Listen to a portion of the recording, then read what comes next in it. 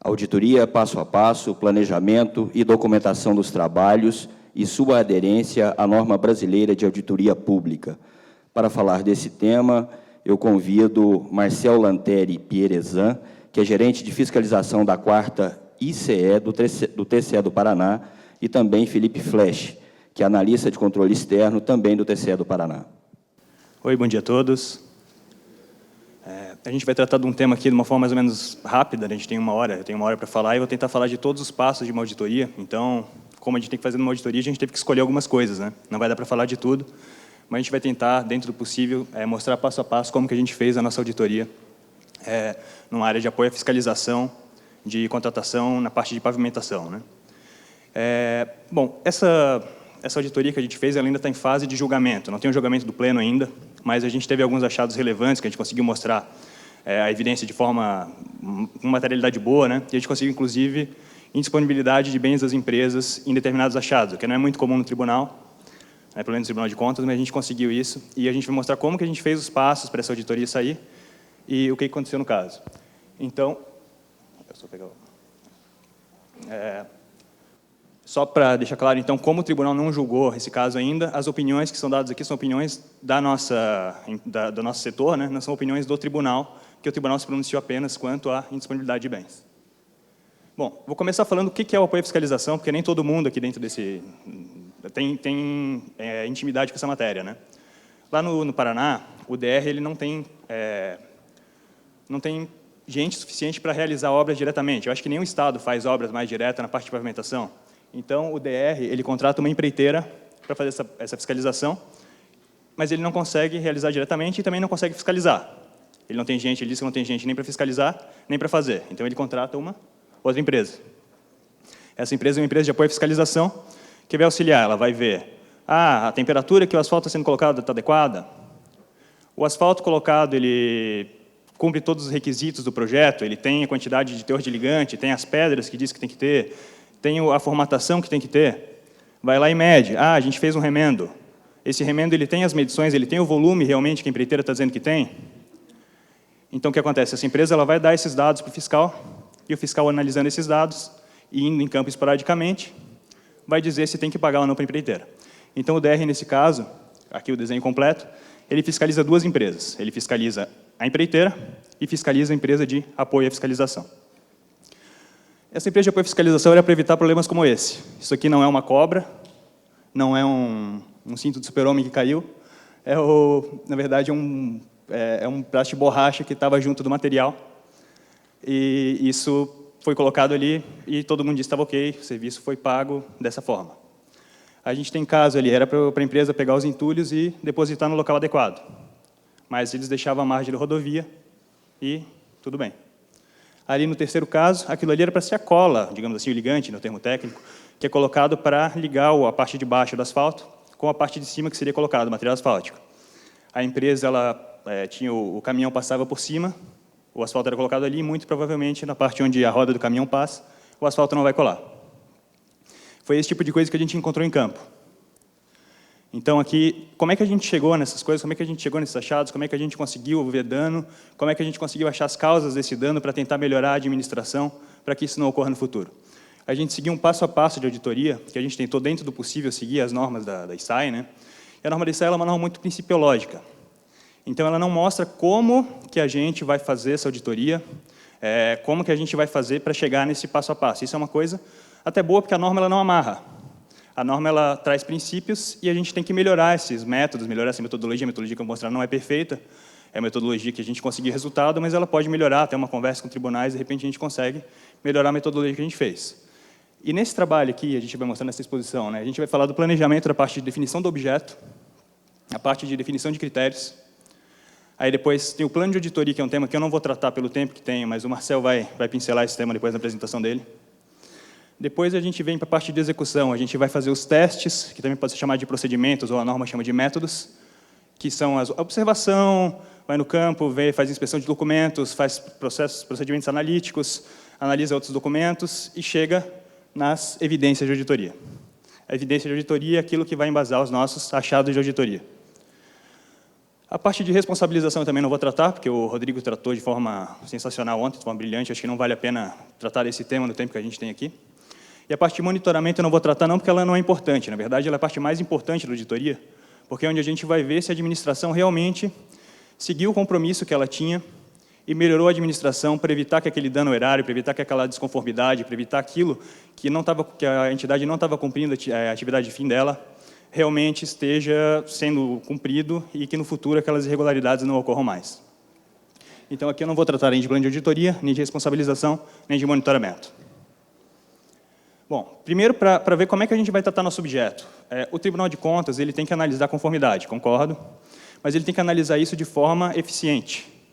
O tribunal ele não pode, quando vai realizar uma auditoria, escolher um objeto que tudo esteja regular numa entidade em que existam várias desconformidades.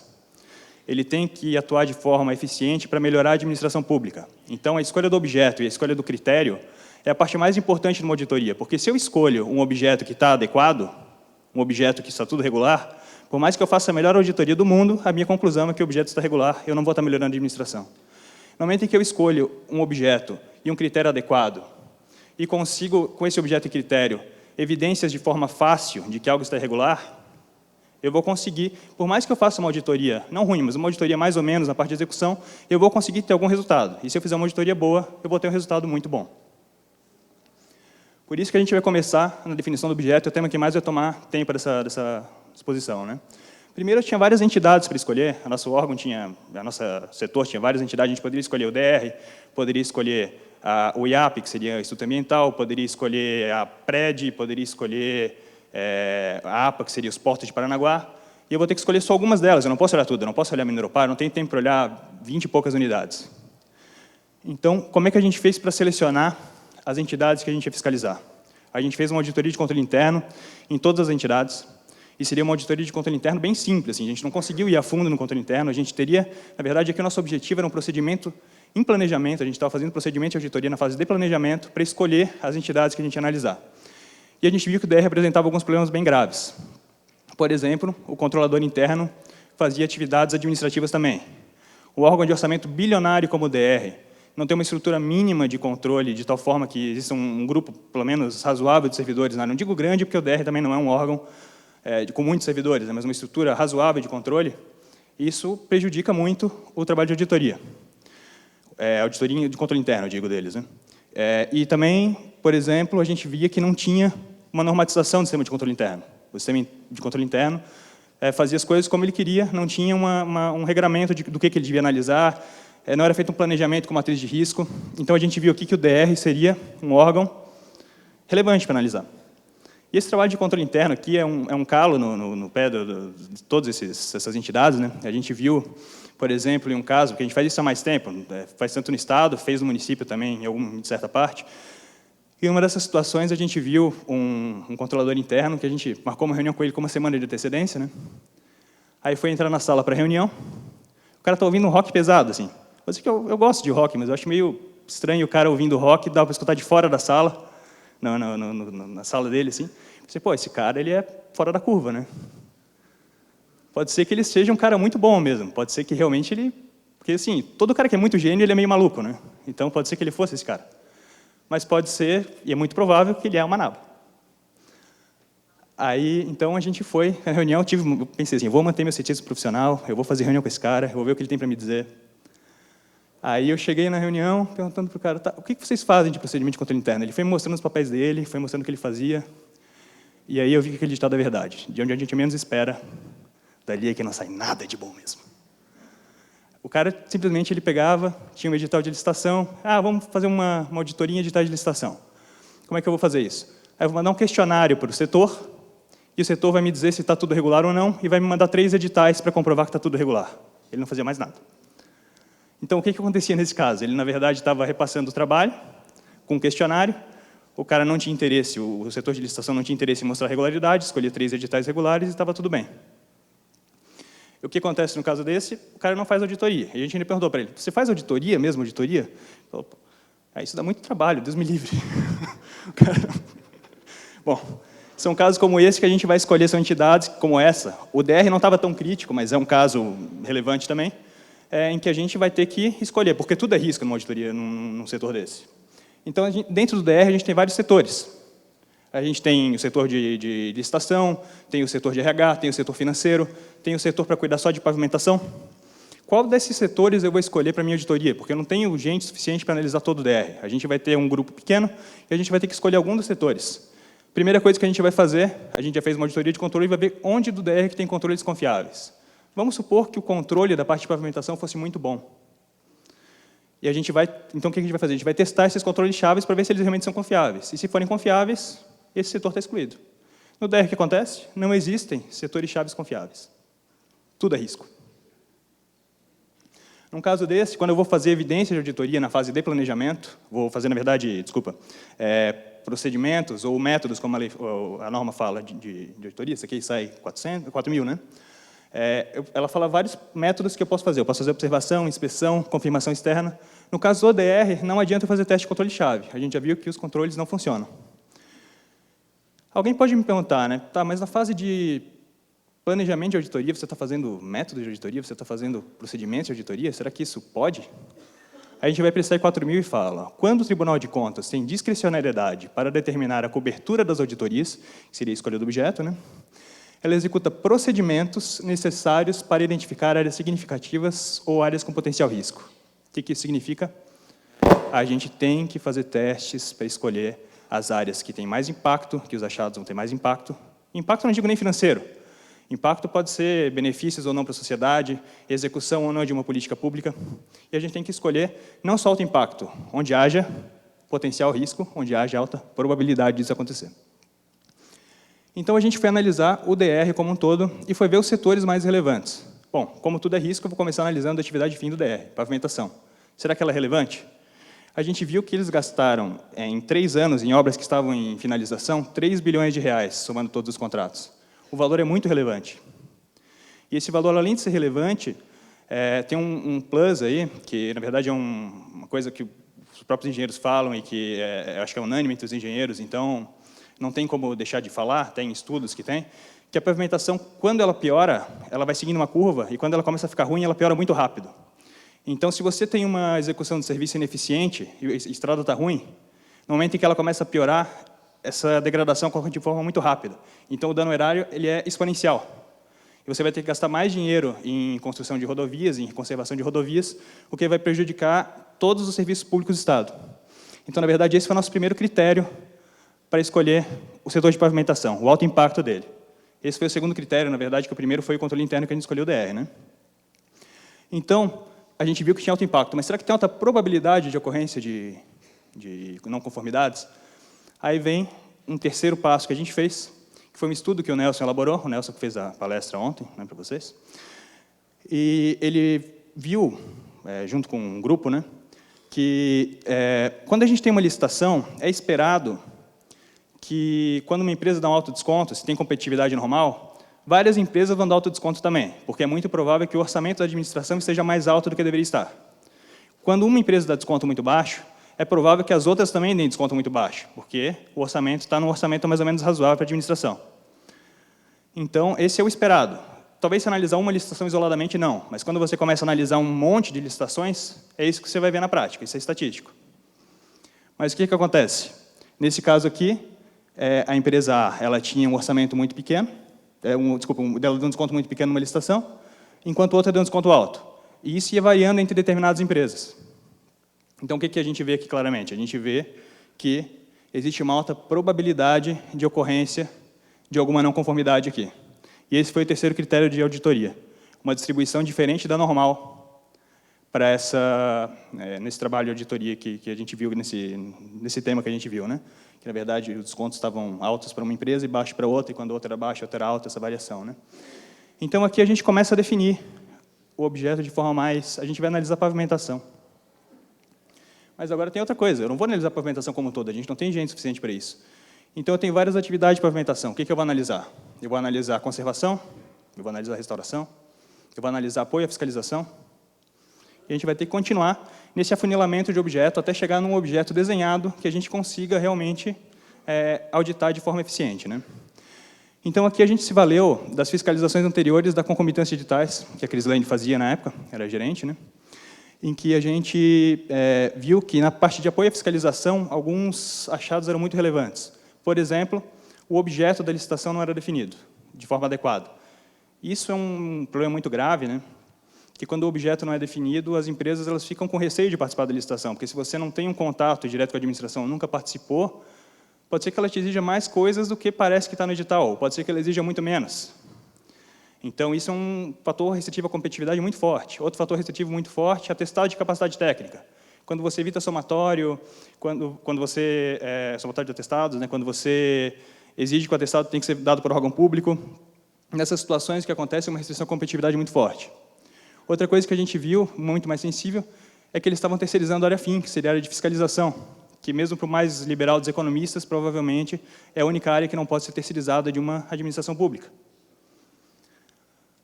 Então, esse foi o quarto critério. A gente viu as fiscalizações anteriores e viu que, nessa parte aqui, era muito provável que o que aconteceu no passado se replicaria no futuro e aconteceria no passado mais distante ainda, né? Então, como nada se cria, tudo se copia, é muito provável que as licitações anteriores e as futuras tivessem o mesmo problema. Além disso, a gente seguia um outro critério. A gente viu que a gente começou a estudar o tema e viu que as licitações de apoio à fiscalização elas eram regionalizadas. Por exemplo, uma empresa ganhava uma licitação para o sul do Paraná. Ela ia realizar todos os serviços de fiscalização do sul do Paraná, seja de pavimentação, seja de conservação, seja de roçada, seja de duplicação. Então, nessa situação, como ela realizava todos os serviços, a gente conseguiria buscar, se a gente fizesse uma outra auditoria em uma dessas áreas, de pavimentação propriamente dita, e não no apoio à fiscalização, a gente conseguiria uma sinergia entre as auditorias e conseguiria ver todo o processo, toda a cadeia de processo, e conseguiria fazer uma auditoria mais operacional, no sentido de realizar todo o processo de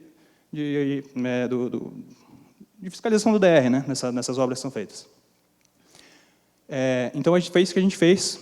Então, a gente teve como quinto critério uma sinergia entre as auditorias de fiscalização e a auditoria que seria de pavimentação, né? Nessa parte da auditoria de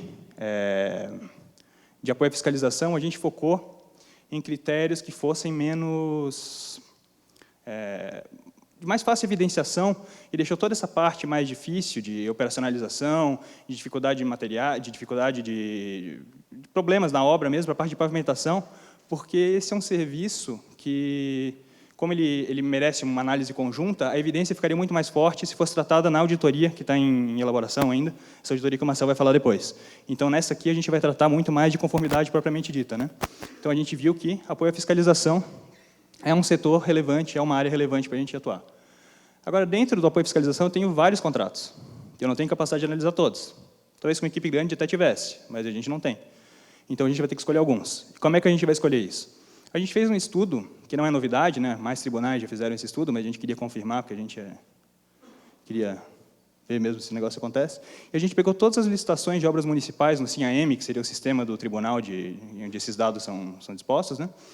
E a gente analisou 9.781 licitações. A gente vê ali, a linha azul desse gráfico, é o desconto que foi ofertado.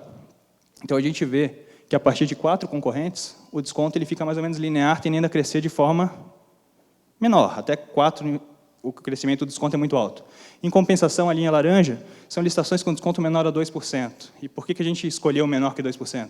Porque, muitas vezes, até para fugir de fiscalizações, as entidades elas dão desconto, ou as entidades, não, desculpa, as empresas dão desconto, mas um desconto muito baixo. Um desconto só para dizer que deram um desconto para não dizer, não foi o preço máximo, a gente mesmo assim deu um desconto. Então, o que acontece? A partir de 4 concorrentes, o desconto maior que 2% tende a 0. E quando, por exemplo, tem um concorrente, é de cerca de 70%. Então, esse foi o nosso critério para a escolha de quais contratos a gente analisar. A gente queria contratos que tivessem poucos concorrentes ou um baixo desconto. E quando eu digo poucos concorrentes, a gente tem que relevar, porque aquele estudo do Nelson, que foi realizado antes, já mostrava que havia possibilidade de que as empresas estivessem combinando alguma coisa. Esses estudos eles são preliminares, eles não provam nada, e nem era o objetivo deles provar, porque o que a gente analisar mesmo, e as evidências são ser feitas na parte de auditoria.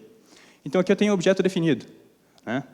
E é importante ver que a gente vai analisar, então, dentro do DR, pavimentação, dentro de pavimentação, apoio, dentro de apoio, alguns contratos de licitação. alguns contratos desse apoio, né, de licitação. Então, a gente aqui tem uns critérios definidos, e é bom que esse passo a passo, ele não serve só para o DR. Esse passo a passo, ele poderia ser usado em qualquer licitação. Por exemplo, aquela do IAP que a gente fez de licenciamento ambiental, que o Rodrigo expôs ontem para vocês. A gente também viu, o controle do IAP é eficiente? Em quais áreas ele é eficiente?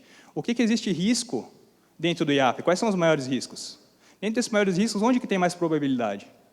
Quais os indícios, eu não estou nem falando de prova ainda, quais os indícios que eu tenho de que essa probabilidade é alta? E fazendo esse passo a passo, a gente consegue começar a delinear um objeto que, muito provavelmente, a auditoria vai ter sucesso. Então, tratado do objeto, agora a gente vai ver quais são os critérios que a gente usou para fazer essa auditoria. Bom, a gente sabia que o risco inerente era muito alto. A gente viu que tinha alta probabilidade e alto impacto de ocorrência de dano, e de dano, inclusive o erário, que seria o pior dos problemas da administração. Não digo nem pelo dano em si, pela punição, mas porque o dano erário ele tende a ocorrer por problemas que se repetem. Então, o dano erário passado significa muito provavelmente um dano erário futuro, o que significa muito provavelmente uma ineficiência da administração, uma ineficiência na prestação de serviços públicos. Então, a gente viu que havia uma alta probabilidade de ocorrência do dano mais grave de todos, o dano ao erário. Pelo menos para a administração pública, pensando em TC, esse seria o dano mais grave, pelo menos na minha opinião, não sei se existem divergências, né? Só que, para analisar dano ao erário, eu tenho um acórdão aqui, que a gente viu do TCU, que ele, na verdade, para mim, ele é problemático, né, na minha opinião. Ele é um acórdão que ele mais prejudica do que ajuda. Ele fala que, mesmo que comprovado preços unitários acima do de mercado, isso não significa necessariamente que a obra está superfaturada e que a empresa tem que devolver dinheiro. Porque pode ser que a obra como um todo esteja dentro da regularidade. Mas eu pensando, pô, mas assim, a gente vai analisar, por exemplo, uma ponte. Como é que eu vou olhar para a ponte e falar, essa ponte aqui ela vale 20 milhões mesmo? Não tem como eu fazer isso. Para eu analisar quanto que uma ponte vale, quanto que é o preço global dela, eu tenho que partir dos preços unitários, e os engenheiros sabem disso, fazer toda a análise de preços unitários, e ver se aqueles preços unitários estão conformes ou estão desconformes. Se eu não sei se esses preços estão conformes ou desconformes, como é que eu vou fazer essa análise de preço global? A única forma de eu ver realmente se o preço global está superfaturado é com base nesses preços unitários. Então, esse acórdão merece críticas, mas a gente sempre tem uma probabilidade de que o julgamento se dê dessa forma. Então, eu vou ter que falar aqui agora, quantificado o dano erário, como que eu vou reduzir a probabilidade de uma decisão naqueles termos?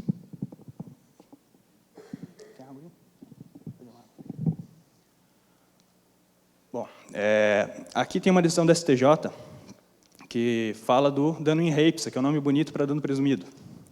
O dano ele é presumido em licitações, isso quando a gente fala de licitações de improbidade administrativa, né, quando fala de improbidade administrativa em licitações,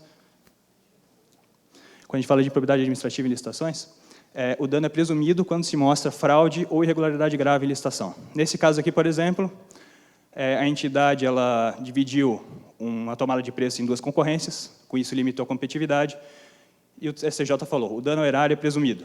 Nesse caso, ele não queria nem quantificar dano, o objetivo dele era aplicar a penalidade de improbidade administrativa, mesmo que sem quantificar dano. Improbidade administrativa mais grave, que seria do dano erário, né? Muito mais grave do que a de princípios. Depois...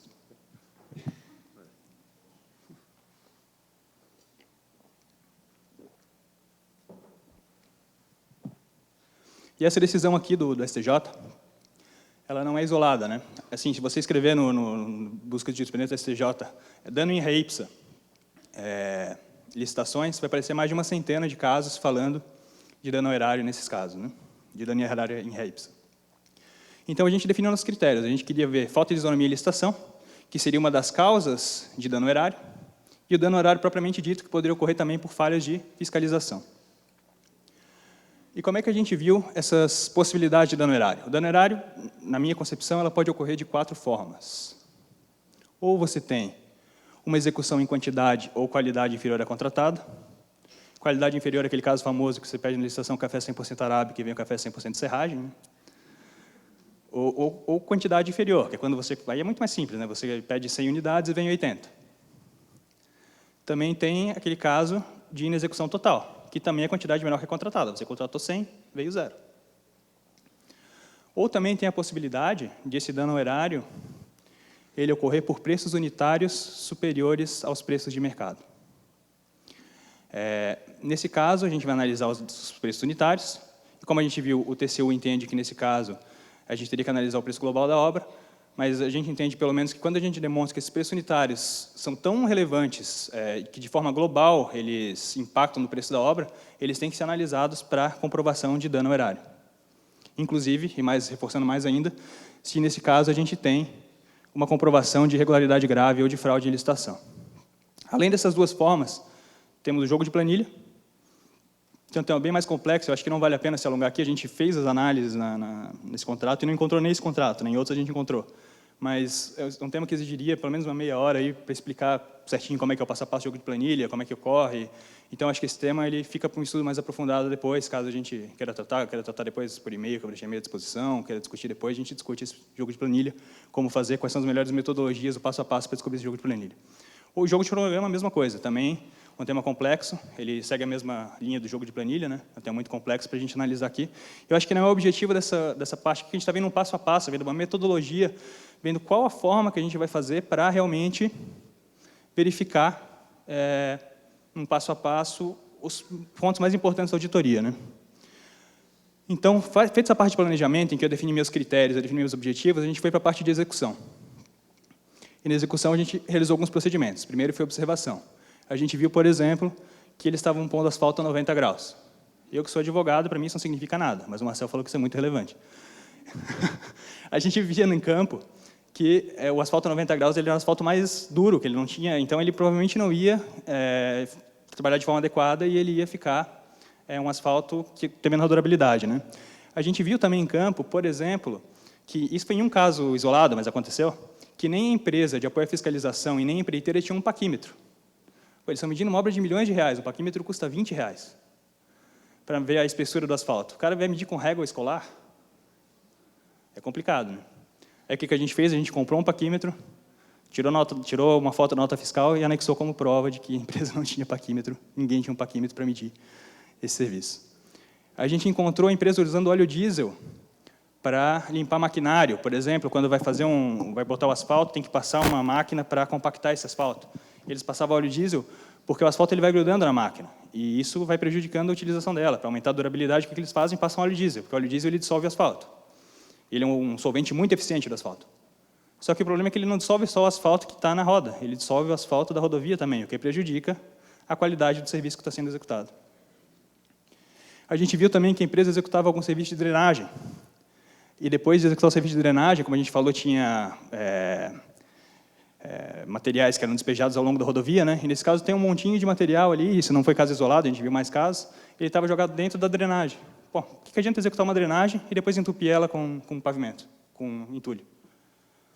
E a gente viu aqui outro caso, a empresa ela tinha que fresar, né, que seria tirar o material antigo que estava com problema, estava com trincas, para executar um serviço novo. E ela abriu um buraco ali um pouco maior do que deveria, e isso acabou indo até a base. Então, nesse caso aqui, aí o Marcel falou, eu acredito também, a gente teria que fazer primeiro uma reimprimação do serviço e depois, sim, botar o serviço em cima adequado, que seria a massa asfáltica. Mas eles botavam massa asfáltica direto. Outros procedimentos de auditoria que a gente fez além da observação, a gente fez reunião. Na reunião a gente perguntou coisas que a gente entendia relevantes. A gente perguntou da parte operacional. Vocês aplicam sanção, vocês pedem para o DR aplicar sanção à empresa, a empreiteira mesmo? Ele falou, não, isso não acontece com muita frequência. Tá, e na parte de custos unitários, que é aquela parte que interessa para a gente fazer essa parte mais conformidade mesmo, assim, linha a linha do edital, o que está com superfaturamento, vocês pagam realmente vale alimentação para os funcionários que está no edital? O valor que vocês pagam do salário é realmente o valor que está lá no edital? A gente foi fazendo essas perguntas e, no final, a gente pegou o nome e a assinatura deles nessa reunião, como se fosse uma ata, para fazer essa análise das evidências, dos testes, né, e ter tudo comprovado de forma mais adequada. A gente também mandou ofícios. Esses ofícios eles tinham, por exemplo, uma relação nominal dos funcionários que atuam na empresa, e a resposta, daí, se eles seguiam as comissões de trabalho, foi fazendo perguntas mais específicas que a gente não tinha perguntado na reunião. Além disso, a gente fez uma análise documental e procedimentos analíticos. A gente pegou o edital de licitação, pegou o contrato e analisou com outros contratos, com contratos da União, com contratos anteriores e posteriores do Paraná, para tentar fazer uma vinculação e ver se tinha um superfaturamento, ver se os itens unitários eles estavam superfaturados ou não, ver se tinha algum problema nessa licitação. Passado isso, a gente foi para a fase de relatório. Aqui a gente expôs só alguns dos achados de auditoria, não todos, até porque a gente tem que ver os temas que realmente são mais relevantes e mais que merecem ser tratados aqui, né? O primeiro foi a insignificância do preço para a escolha da melhor proposta. Bom, aqui, eu quando vou falar em irregularidade de uma licitação ou em fraude mesmo, eu gosto muito de analisar os atestados de capacidade técnica, porque normalmente é um item muito sensível, em que a administração, por exemplo, veda somatório, e, com isso, acaba restringindo a competitividade do edital a poucas empresas. Ou o caso em que ela exige serviços com pouca relevância, pouco significativas. A gente pegou caso em que serviços, por exemplo, não do DR, mas em outras entidades, eles equivaliam a 0,0002% da obra. Eram serviços muito específicos. Será que isso não poderia ser terceirizado? Será que é um serviço realmente que, se ele não fizesse, ia cair toda a estrutura do que estavam fazendo? Eu creio que não. Eu acredito que o problema aqui é de restrição à competitividade mesmo. Outro caso, outra coisa que eu gosto de analisar é se os critérios de julgamento, quando da comissão de julgamento, se eles são objetivos, se não tem nada ali muito estranho, se eles não desclassificaram uma empresa por algum motivo totalmente sem fundamento, né? Não tem fundamento legal. E outra coisa que eu já falei é a definição do objeto, que é um objeto pouco definido, é um objeto que inibe competidores porque eles têm medo de participar de uma licitação em que você não sabe o que vai ter que prestar. Você está tentando encontrar o preço de alguma coisa, mas você não sabe qual é essa coisa, e você tem que dar um preço para ela. Isso uma licitação não pode ser assim, né? Mas, nesse caso, a gente viu que a licitação era técnica e preço. E esse negócio de cetismo profissional, ele vale, mas, para mim, assim, eu não tenho nada contra a técnica e preço, até porque eu vi em faculdade e vi em livros casos em que a técnica e preço se aplica de fato. Mas o que eu vi na minha realidade dentro do tribunal, dos editais de fiscalização que eu analisei de técnica e preço, é que de cada 10 editais, mais ou menos uns 10 têm irregularidades graves. Então, aqui a gente vai falar da insignificância do preço para escolher a melhor proposta. A gente foi analisar como que era feita essa técnica e preço. Eu não estou dizendo que todos são regulares, tá? Estou dizendo que os que eu peguei até hoje tinham irregularidades, não quer dizer que todos tenham. A gente vai analisar a fórmula que ele tinha, e viu que o negócio era estranho, essa fórmula não dá para entender. Você olha para ela, fica meia hora olhando, pode ficar 2 horas olhando, pode ficar um dia olhando, você não vai entender o que ela quer dizer e como que ela chega no resultado. Mas ela tem todas as variáveis ali. Então, você pode pegar o valor inicial, substituindo M0. Pega o valor da proposta da empresa 1, substituindo X1. Pega o orçamento da administração, substituindo X2. E vai fazendo todo o passo a passo da auditoria para chegar no valor que cada empresa pontuou, se fosse técnica e preço, que é o caso aqui. Então, a gente fez a licitação de 9.900.000, eu vou arredondar aqui os valores, fica mais fácil. A gente supõe que a empresa A deu uma proposta de 10 milhões, seria o preço máximo de administração. A empresa B deu um preço de 9 milhões. E a empresa C deu um preço de 5 milhões, a metade do valor do contrato.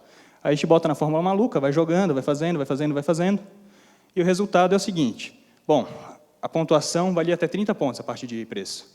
A empresa A, que deu 10 milhões, fez 27 pontos. A empresa B, que deu 9 milhões, fez 30 pontos. A empresa C, que deu 5 milhões, teve a mesma pontuação da empresa que deu 9. Esses 4 milhões eles eram insignificantes para a escolha da melhor proposta, e a diferença do preço de uma empresa que deu metade do preço da outra era de 3 pontos nessa licitação. Aí a gente vai para a parte técnica, né? Bom, vamos ver se a parte técnica, pelo menos, está bem embasada, né? Aí o que a gente vê na parte técnica? Bom, vocês têm que escrever um texto dissertativo sobre conhecimento dos serviços e plano de trabalho. E, assim, quando eu falo conhecimento de serviço, não é aquele conhecimento específico, era conhecimento de serviços, assim, era um negócio bem genérico mesmo, era quase uma licitação de escola, uma redação de escola, né? E era a respeito, tinha uma limitação ainda, era 10 páginas para escrever sobre sistemas, e cada um valia 14 pontos. E a pontuação era dada de forma a dizer, se você tinha cumprido adequadamente, se você tinha sido excelente, como se fosse excelente, bom, ruim, ou não abordou. Então, era totalmente subjetivo, ficava na subjetividade de quem ia julgar isso, dizer se essa licitação ela, ia para uma empresa ou para outra, dependendo da cara do sujeito, digamos assim, porque não tinha nenhum critério objetivo para dar essa nota, e isso valia 28 pontos. Então, a gente vê aqui. Aqui a gente tem uma diferença de 3 pontos, entre uma empresa que dá 5 milhões e uma que dá 10. E aqui a gente tem 28 pontos em 2 dissertações, texto dissertativo de até 10 páginas. Esse foi o nosso primeiro achado para demonstrar o quê? O preço da licitação não é relevante para a escolha da melhor proposta. E com base nesses achados, e com base, se a gente for ver em irregularidades que acontecem na licitação, a gente consegue formar uma opinião, e consegue já começar a formar a opinião de que essa licitação ela tem problemas e que, então, a gente vai usar aquela jurisprudência da STJ de que existe dano presumido. Então, a gente vai para o achado 2. Sobrepreço no item de despesas fiscais. Bom, aqui a gente achou esse problema tanto no ISS quanto no PIS/COFINS. Só que o PIS/COFINS ele é muito complexo, então eu vou tratar do ISS, que é um tema bem mais simples, né, que seria o imposto municipal, em que o município tem discricionalidade para escolher uma alíquota entre 3% e 5%. E a gente viu aqui que, nesse caso, quando a empresa foi dar a proposta dela, ela considerou que o município ia cobrar 5% de ISS, que a despesa fiscal total seria de 16,62%, considerando o PIS, o COFINS e o ISS. Mas, conforme o processo de pagamento, a gente via que realmente a empresa recebia 16,62% em todas as medições. Então, a administração considerava que a empresa pagava 5% de ISS. Mas daí a gente vai na nota fiscal, a gente vai lá no processo de pagamento e vê, será que ela paga 5% mesmo? A gente tem aqui a nota fiscal, não dá para ver direito, eu vou apontar algumas coisas mais relevantes dela. Primeiro, uma nota fiscal de serviço eletrônica, né? Nome da empresa. Alíquota, 3%. Legenda, local de prestação de serviço, Ponta Grossa. Então, ela estava pagando uma alíquota de 3% para ISS. Então, aqui não precisa ser muito bom em matemática, né? Tem um dano erário de 2% na diferença desses valores em que ela dizia que recebia, e que o DR tinha esses dados, inclusive, no processo de medição, e o que ela recebia de fato. Na verdade, o DR estava repassando para ela mais dinheiro do que ela realmente estava pagando em tributos. E aqui é importante apontar que o edital já falava que a empresa tinha que ter um escritório em Ponta Grossa, porque Ponta Grossa seria a sede do DR e seria a sede em que a empresa teria que atuar e teria que estar em conjunto com o DR. Então, como o ISS lá é de 3%, já era previsível que isso ia acontecer, que não tinha como o ISS ser 5%. O achado 3, sobrepreço no item custos indiretos.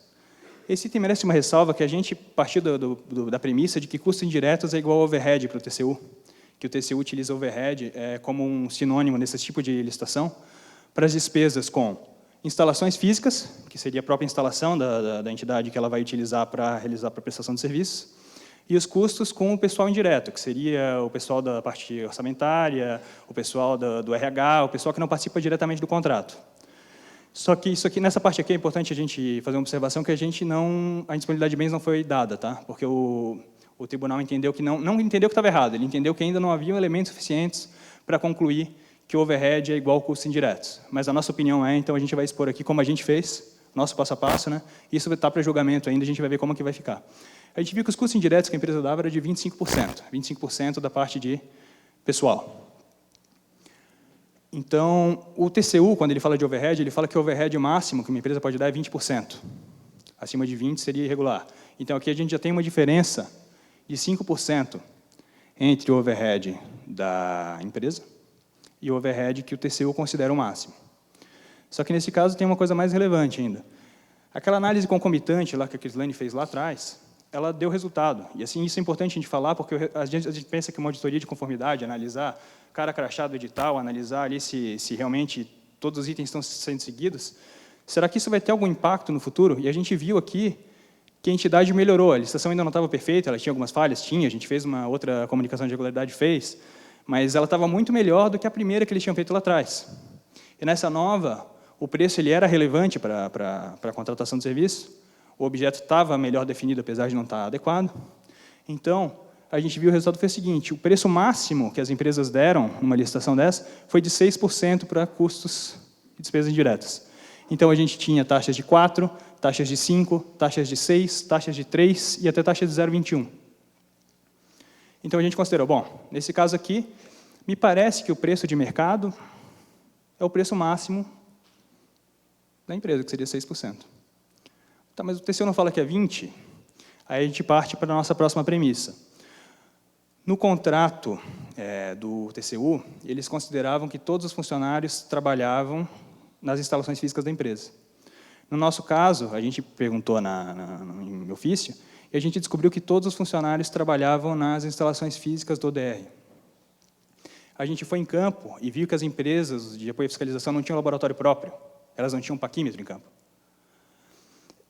Então, o que acontece aqui? A gente vê que o contrato TCU ele era muito mais rigoroso, e o contrato TCU estava analisando era muito mais rigoroso, E a empresa tinha que ter uma estrutura muito maior. E uma estrutura muito maior exige RH maior, exige uma análise de patrimônio maior, exige um controle financeiro maior e exige uma instalação física maior, porque os servidores vão trabalhar lá dentro. Então, nesse caso de instalação física, a gente vê realmente que o TCU tinha uma premissa, que era de uma contratação muito maior, a gente tinha uma contratação muito mais limitada, então aquele overhead ou custos indiretos de no máximo 6% fazem sentido no nosso caso. Isso a gente apontou, né, no relatório, mas o dano horário ele não teve indisponibilidade de bens, porque o relatório entendeu que não estava definido ainda exatamente quanto que seria esse overhead, se seria, quanto que seria o limite, se realmente o overhead era exatamente igual a custos indiretos, então a gente não teve, né, sucesso ainda nesse achado, né. E outro ponto também que aí foge do planejamento, auditoria, ele está fora dos slides, porque na verdade a gente fez o planejamento, planejou tudo, viu os possíveis achados, mas aí a gente chega em campo, começa a conversar com o fiscal, seria o fiscal da empresa, né, aquele que vai fiscalizar o DR, mas contratado pela empresa. E a gente descobre que o sobrenome dele é igual a de um alto cargo do DR. A gente pergunta, qual é o seu cargo, seu grau de parentesco? Eu sou irmão dele. Então, o que acontece? A gente vê uma licitação que existem fortes indícios de fraude, ou pelo menos de irregularidade. Então, na parte de licitação, a gente vê que tem um problema. Aí, em campo, a gente vê um outro problema. A gente vê que, além desse problema de fiscalização, existiam servidores que eram do DR, e esses servidores, eles tinham parentes que eram contratados pela empresa de apoio à fiscalização. Então, o que a gente vê nesse caso? A gente viu um elefante no meio da auditoria. E era uma coisa que comprova e que reforça a irregularidade dos editais de licitação, comprova que aquilo foi feito de forma a favorecer determinadas empresas. Então, o que a gente viu que tem uma coisa que a gente não pode deixar de relevar. Ela não estava no nosso planejamento, não estava na nossa execução, mas a gente foi lá, o negócio caiu na nossa frente, caiu no nosso colo. Não é o que eu falo que não é o achado de auditoria, é o tropeço de auditoria, né? A gente está andando e pá, aí. Então, o que a gente vai fazer? A gente vai mudar nosso planejamento, vai mudar nosso papel de trabalho, porque isso é um achado muito relevante para ficar de fora da auditoria. Então, nesse caso que a gente fez, isso não é comum, né? O ideal é a gente seguir o planejamento, mas quando a gente encontra algo com uma evidência muito forte, algo muito relevante, e algo que não dá para deixar de fora, o que a gente vai fazer? A gente vai mudar todo o planejamento, e a ISAI permite isso. A ISAI diz que o planejamento é uma fase constante, que a gente está em toda a auditoria, né? Então, a gente fez isso e modificou o nosso planejamento para incluir esse achado que a gente falou de nepotismo, que seria a contratação de empresas, a contratação de funcionários que seriam parentes de servidores do DR. E a gente comprovou que esse superfaturamento, esse nepotismo, ele ocorria, como é que eu vou dizer, ele ocorria basicamente com servidores de alto escalão do DR. Todos os funcionários foram contratados depois do contrato que foi feito do edital, depois do edital de licitação, e todos eles, menos um caso, os servidores tinham alguma função alta dentro do DR, ou algum cargo de confiança. Então, esse foi um achado que a gente viu, né, quando a gente estava executando. E o último achado aqui que eu quero tratar com vocês é na execução do item assistência médica. A gente viu aqui que o DR ele tinha o consórcio, a gente perguntou se ele pagava assistência médica para os funcionários no ofício. Eles responderam, não, a gente não paga assistência médica. Tá, então vamos lá, vamos olhar a proposta de vocês. O que eles falavam na proposta? A empresa, encargos e benefícios sociais, assistência médica, de 1,66%, total dos encargos e benefícios sociais, 86,29%. Então, você tem assistência médica dentro dos encargos, com um total de 86,29%. Então, a empresa disse que não paga. Então, vamos ver no processo de pagamento se eles estão pagando ou não esse serviço, que o fiscal teria que fiscalizar, né? E esse é o objetivo da nossa auditoria. Ver se o fiscal estava fiscalizando o que deveria e ver se o edital estava regular para encontrar as irregularidades mais graves e isso ser melhorado no futuro. Aí a gente vai no processo de pagamento e vê que eles estão pagando encargos sociais de 86,29%. Então, o que a gente vê aqui? A gente vê mais um caso de superfaturamento. E esse caso aqui, ele é diferente dos outros, e por isso até que ele está aqui, porque todos os outros a gente estava tratando de preços superiores ao de mercado. Que era um caso em que, por exemplo, o ISS era para ser 3, era para ser 5, estava pagando 3. Esse caso aqui é um caso de inexecução de serviço mesmo. É um caso em que a empresa foi contratada para prestar algo, que seria dar assistência médica para os funcionários, e não dava. Então, o que acontece aqui é um caso de inexecução, assim como quando você faz um prédio público, alguma coisa nesse sentido, e não bota as pastilhas externas que foram contratadas, alguma coisa mais relevante, não digo mais relevante, mas mais fácil de evidenciar, né? Então, desse objeto de auditoria, dessa brincadeira aqui que a gente fez só de análise de item a item do contrato, analisando item a item e vendo o que realmente era, o que estava superfaturado, o que não estava, o que foi executado, o que não estava, PIS, COFINS e ISS, que seria uma auditoria, basicamente, que precisa de uma estrutura muito enxuta para fazer, né? Teve a parte operacional, que vai ficar para o CNMEP, que precisou de muito mais gente, demandou muito mais trabalho. Foi uma auditoria que demandou, a gente está mais de ano, né, desde o planejamento nessa auditoria, eu acho, né? É uma auditoria grande. Essa aqui, em compensação, ela é uma auditoria muito mais enxuta. A gente poderia ter feito ela, basicamente, do escritório, se fosse ver, né? Porque a gente vai pegar os custos unitários, vai fazer uma reunião com o fiscal, vai ver os custos e vai ver se estava regular ou não. É por isso que eu digo, quando falo assim para mim, pô, mas o tribunal ele não tem os instrumentos adequados para fazer fiscalização, né? Eu acho que ele não consegue achar. Eu discordo um pouco. Eu acho que o tribunal ele não tem os instrumentos ideais, mas ele tem instrumentos muito bons. E com instrumentos muito bons a gente consegue bons resultados, desde que seja seguida uma auditoria passo a passo e que a gente consiga, com metodologia, que claro que pode ser aprimorada, né? Isso aqui a gente começou agora, é uma das primeiras que a gente faz nesse sentido de analisar desde o controle interno e vindo. Vai analisando, vendo os possíveis problemas, vendo os critérios, define. Mas numa auditoria como essa, a gente consegue ver que os resultados eles são relevantes. Por exemplo, um contrato que foi de 153 milhões, somando os contratos que a gente analisou, a gente apurou um dano potencial, né, que ainda está em julgamento, de 18 milhões, isso a valores de 2011. Se a gente atualizar, esses valores são muito mais relevantes, o que representam 12% do valor do contrato. Então, até seguindo aquela premissa do TCU de que custos unitários não podem comprovar sobrepreço global, num caso em que os custos unitários são tão relevantes e assim, tem tanto superfaturamento e tanta inexecução dentro do contrato, eu acho que é possível a gente falar, sim, que o preço global desse contrato estava irregular, que o preço global estava superior de mercado. Porque numa análise, não tem como eu fazer uma análise, como eu falei, de uma ponte e ver qual é o preço global dela. Eu tenho que fazer uma análise desses custos unitariamente e dentro desses custos unitários, eu ir vendo se o contrato está superfaturado ou não. Certo? Então, é isso que eu queria passar para vocês. Muito obrigado a todos. Deixo o meu e-mail à disposição. Agora eu vou passar a palavra para o Marcel também, que tem um...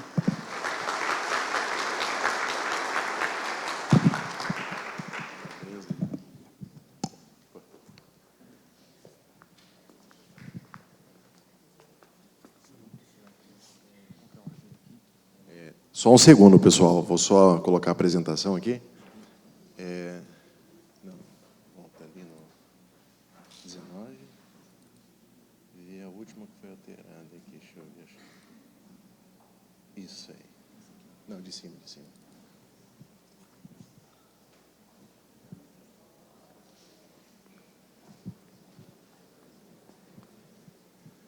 Bom dia a todos.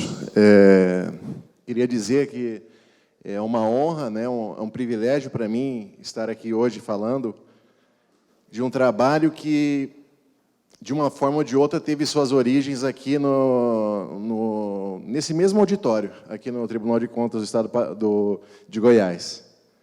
Então, coincidência ou não, uma das raízes dessa auditoria foi aqui em Goiânia. Não posso deixar de agradecer também ao IBE, né, na figura do seu presidente, a toda a equipe, pela atenção, pelo convite que foi realizado. É um tema muito importante, debater e conversar, né, dialogar sobre as normas de auditoria. A atividade de auditoria ela tem ganhado grande relevância nos últimos anos, dada a situação econômica que o país passa. Então, realizar a fiscalização, verificar a aplicação de recursos públicos, analisar a eficiência, a economia, a legalidade. Tenho certeza que aqui tem diversos colegas, analistas, ou auditores, ou técnicos, né, servidores dos tribunais de contas, e isso é motivo que me deixa muito orgulhoso. Então, é muito gratificante trabalhar na área de controle externo. Entretanto, também não é uma atividade simples, nem trivial.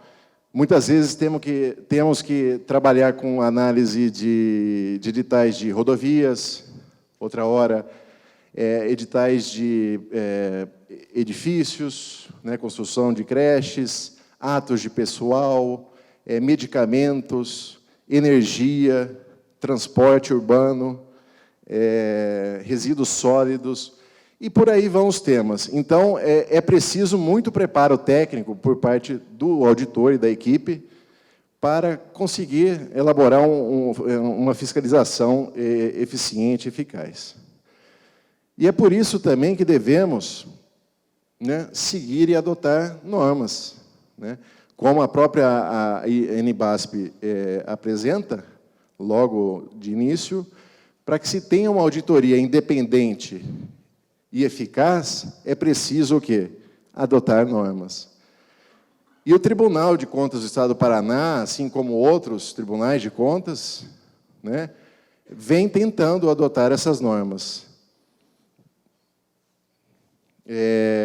Não posso deixar de registrar aqui que esse trabalho que eu vou apresentar, ele é fruto de um... Deixa eu ver só se está funcionando. Só um segundo.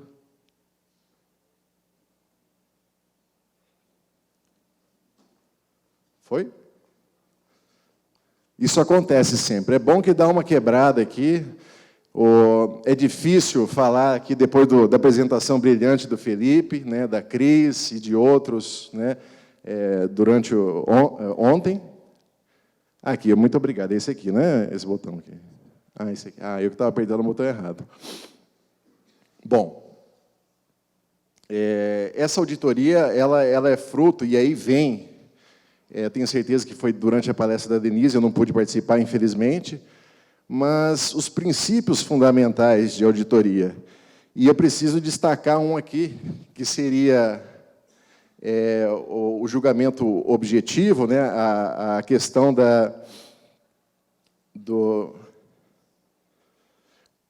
a independência com que foi realizado esse trabalho e a autonomia que nos foi dada, com certeza contribuiu muito para o resultado aqui deste trabalho. Então, toda a definição, desde as etapas do planejamento, né, foram definidas, e aí o Felipe bem sabe disso, pela equipe, analisando-se os critérios que a Cris, né, apresentou, todos os elementos de auditoria. Então, não posso deixar aqui também de fazer esse reconhecimento, isso é importante, que se reconheça o trabalho técnico executado, respeite, né, a parte técnica e que isso seja orientado conforme critérios objetivos, o ceticismo. Então, todos esses princípios são fundamentais para se atingir, né, uma auditoria com bons resultados. E também não poderia deixar de agradecer, para finalizar aqui, a toda a equipe de auditoria que participou. Então, existe no Tribunal de Contas, eu só vou explicar um pouquinho, no Tribunal de Contas do Estado do Paraná, existem as inspetorias. As inspetorias fiscalizam os recursos estaduais e as coordenadorias fiscalizam os recursos municipais. Assim, de forma bem resumida.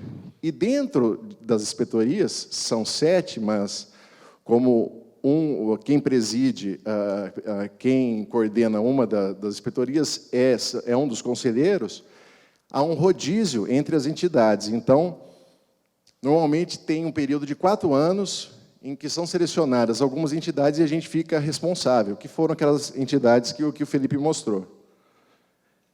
Então, e aí, na figura do inspetor e nosso coordenador, que permitiu todo esse trabalho, confiou, acreditou na equipe, né? E aí, sobre a minha condução, para que esse trabalho, porque é um trabalho que já agora fez 1 ano, né? Então, é um trabalho longo. E, principalmente, não menos importante, a equipe de auditoria, né? Então, Felipe Flesch, o Antônio Tomazetto, o Denis Florentino, José Clodoaldo, e aqui vai o meu registro a um colega também que iniciou juntamente com a gente, que foi o Thomas Akimura, mas que, infelizmente, por questões de saúde, ele está licenciado do tribunal. Então, fica o meu agradecimento também a toda a participação e o apoio que o Thomas nos deu.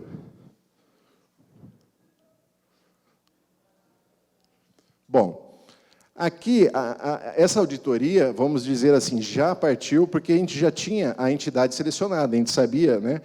Depois desse trabalho de controle interno, pretendia-se fazer o quê? Uma fiscalização, uma auditoria, então, no Departamento de Estradas e Rodagens do Paraná.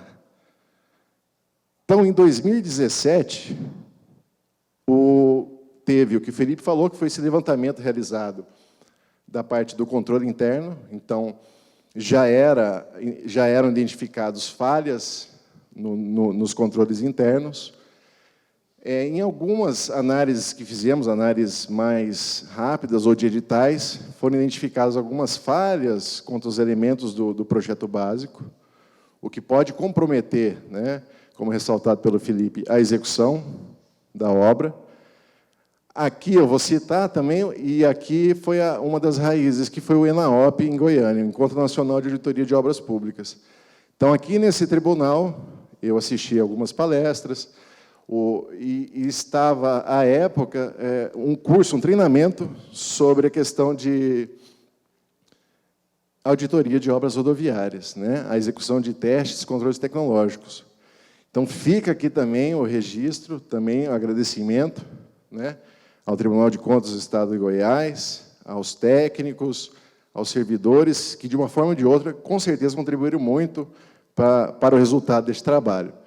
Aqui até coloquei uma foto aqui, no caso, em especial, quero agradecer ao Daniel Brandão, né, que é um excelente profissional e auxiliou muito, mas muito mesmo, nas discussões, nas análises técnicas, porque são temas relevantes e o julgamento profissional deve sempre prevalecer. Então, é muito importante. Eu sou engenheiro, mas confesso que a minha especialidade nunca foi pavimentação. Então, até mesmo para mim, que teoricamente deveria ter esse conhecimento, foi um desafio muito grande. Então, muito importante essa colaboração, essa troca de informações entre os tribunais de contas, e eu acho que esse é um momento que proporciona, né, essa troca de informações, esse diálogo. E outro fator que vai contribuir para a questão da seleção aí da escolha do objeto era que, nas primeiras análises, a gente identificou também um elevado percentual de aditivos nos contratos do DR.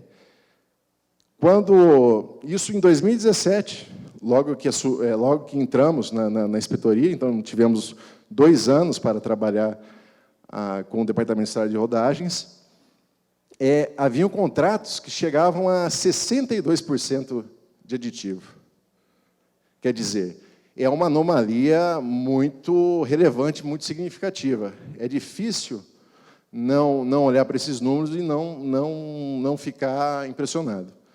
E isso, inclusive, foram ultrapassados esses valores. Bom, e depois, outro elemento que contribuiu para a escolha do objeto foram as auditorias realizadas pelo próprio Tribunal de Contas e que nós mesmos realizamos, contribuíram, no final, para a escolha, a seleção do objeto. Então, a gente já tinha entidade, já sabíamos que deveríamos executar uma fiscalização, uma auditoria no Departamento de Estradas e Rodagem. E agora, onde? Onde vamos realizar? Então, o que eu tenho aqui da malha rodoviária do Paraná? Haviam 2.500 quilômetros de rodovia sob concessão. Havia também uma implantação de obras novas, mas ainda estavam muito no início. As concessões foram e são objeto de muito debate no Paraná, inclusive são objeto de algumas operações, né, do Ministério Público Federal, e já existiam algumas auditorias que tratavam do tema concessões. Então, essa foi uma das justificativas para não escolher esse tema, embora fosse um tema de grande relevância. A questão de implantação de obras novas, elas estavam muito no início, as licitações tinham acabado de finalizar, estavam iniciando ainda. Então, também não foi pensado em trabalhar com obras novas. até porque cada obra seria difícil analisar a implantação dessas obras se elas ainda nem estavam iniciadas. E depois havia um programa do DR que tem o nome de COP, que é Conservação do Pavimento.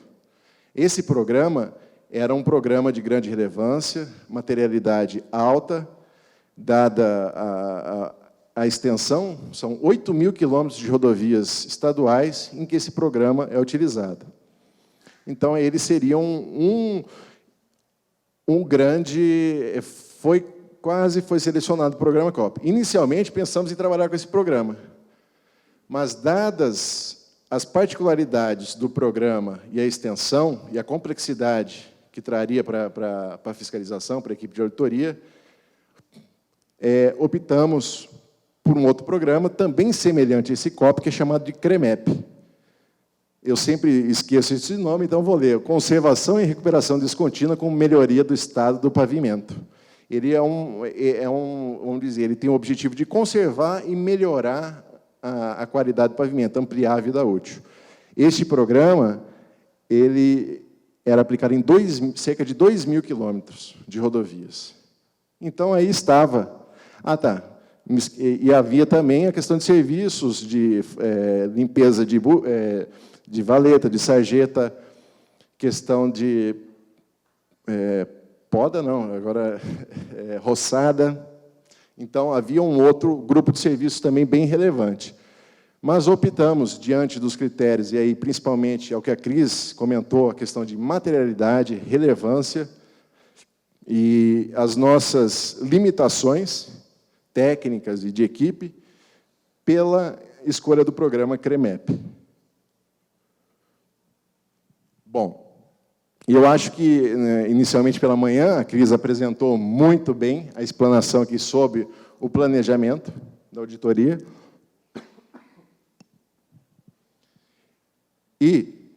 Então, o planejamento ele tem a definição dos objetivos, das partes, das áreas significativas, da materialidade, objeto, critério e nível de asseguração. Isso é o que foi chamado de planejamento ou nível estratégico.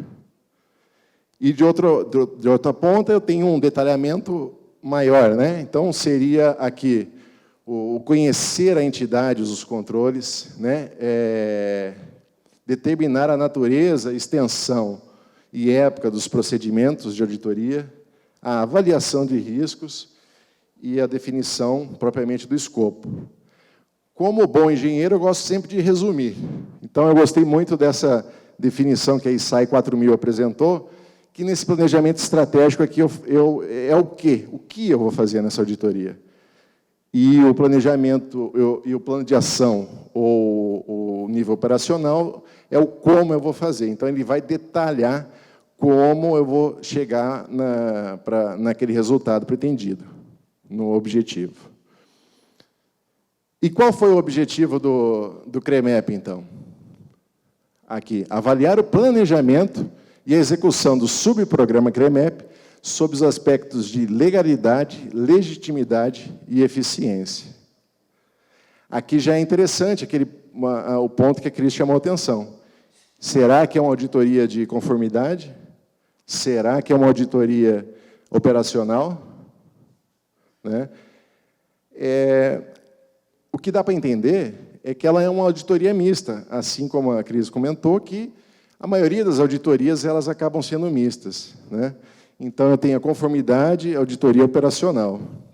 O que tem em comum entre elas é que eu tenho a questão da contabilidade, transparência e governança. O que a norma fala quando eu tenho essa sobreposição? Que deve prevalecer, ou deve predominar, né, o tipo de auditoria que é predominante, desculpe a redundância. Mas é isso que a norma prevê. Então, nesse caso, entendemos, e realmente é uma auditoria de conformidade. Porque foram, tanto para analisar o aspecto de eficiência, precisamos analisar o quê? Os critérios legais.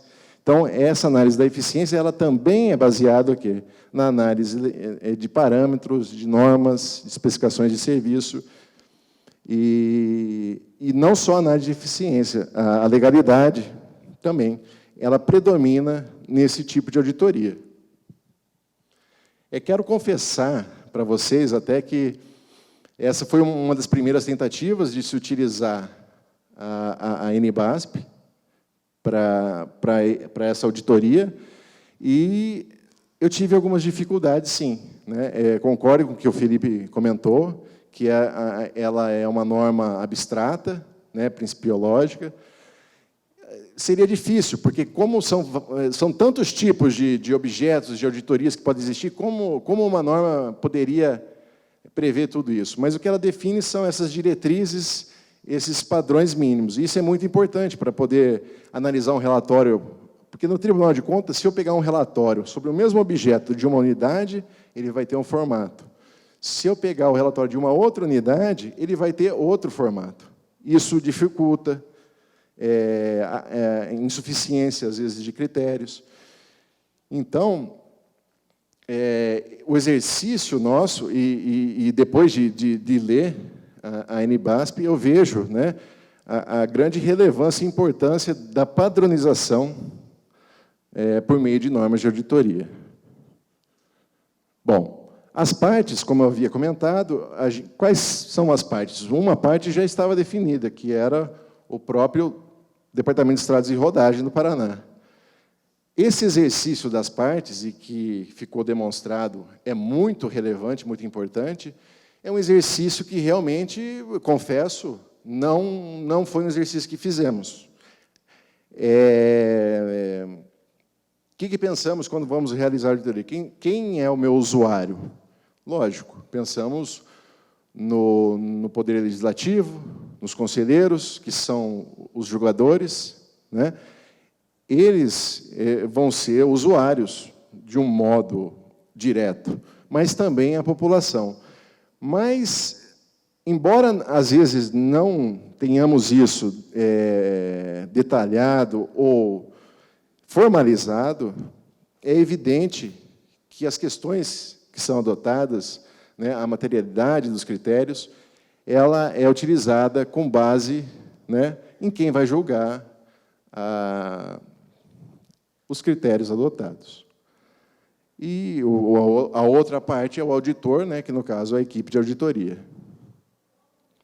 E quais foram as áreas significativas que foram levantadas para essa auditoria?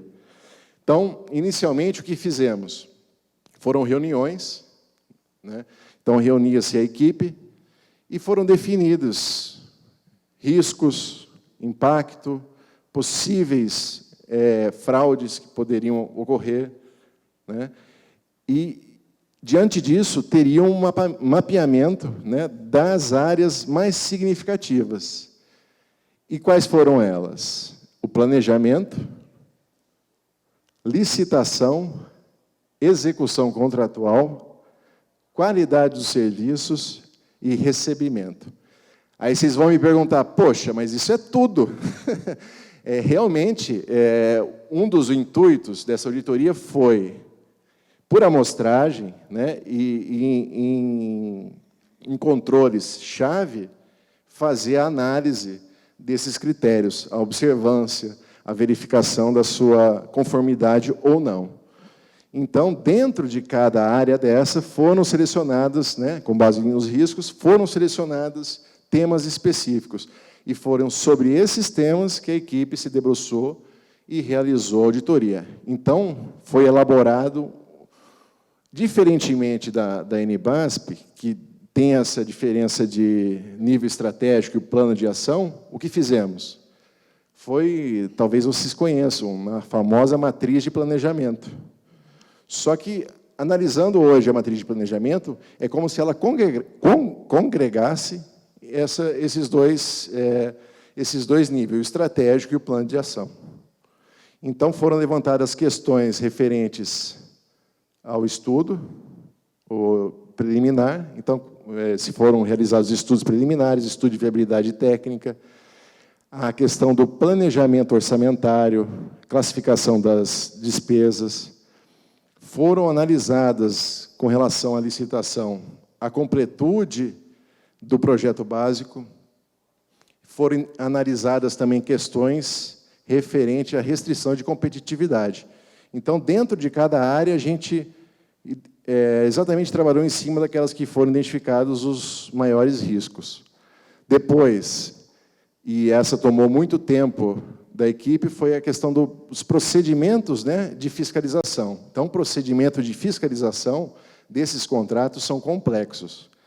São o DR, o Estado do Paraná é tão grande quanto o Estado de Goiás, e o DR existem regionais. Então, cada regional, muitas das vezes, adotava um procedimento, uma sistemática, e muitas das vezes, dentro da regional, cada fiscal ainda adotava um procedimento, ou seja, não havia, né, uma padronização. E isso era muito importante, porque tínhamos que entender o ambiente de controle, entender as atividades, entender a atividade.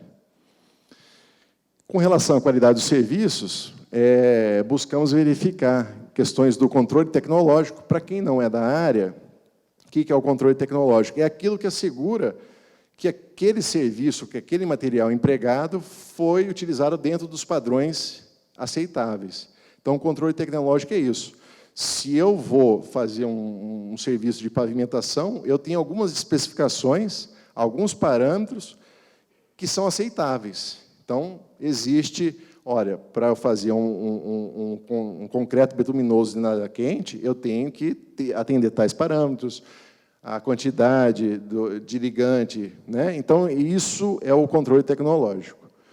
E depois, por fim, a questão do recebimento dos serviços. Então, foram analisadas a questão de completude da documentação, como que estava sendo realizado o pagamento desses serviços, como eram esses relatórios, e a questão de cumprimento de prazos.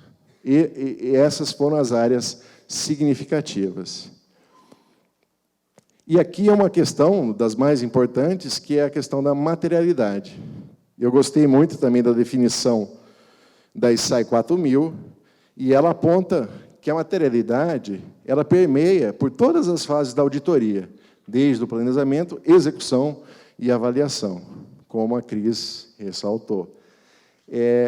Por que a materialidade foi importante, nesse caso, muito importante para a gente? Então, ela auxiliou a gente no planejamento para definir o quê? As questões de auditoria. Então, as questões de auditoria é justamente aquela questão que buscava elucidar ou trazer a questão do risco.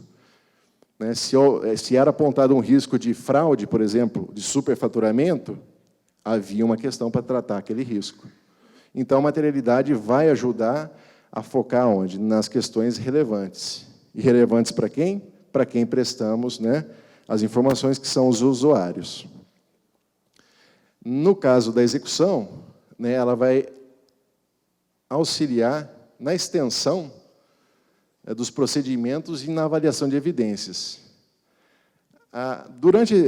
Nessa auditoria, a materialidade foi algo assim que, se eu pudesse destacar, um dos critérios mais relevantes foi a questão da materialidade. Então, a questão do conhecimento do objeto. E depois, a materialidade é muito importante na fase de avaliação, porque ela permite avaliar o escopo e o nível de não conformidade.